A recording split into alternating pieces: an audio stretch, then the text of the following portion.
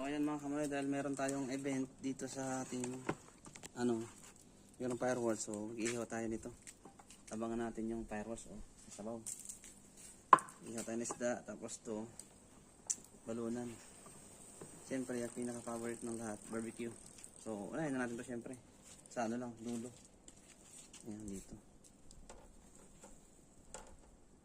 Then unahin na natin to, barbecue. Siyempre, lang yan, pang pang 300 pesos.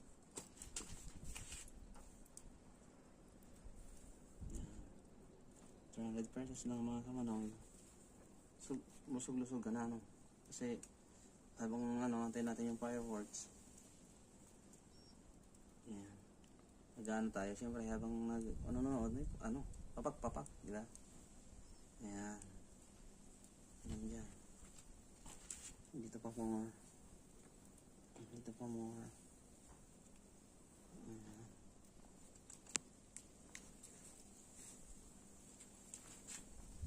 Dito syempre para mas mabilis lumilingas.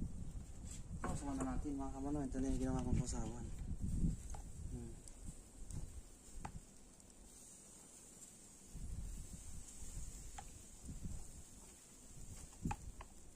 ₱300 lang kada isang peraso. 300 yen pala. 300 yen.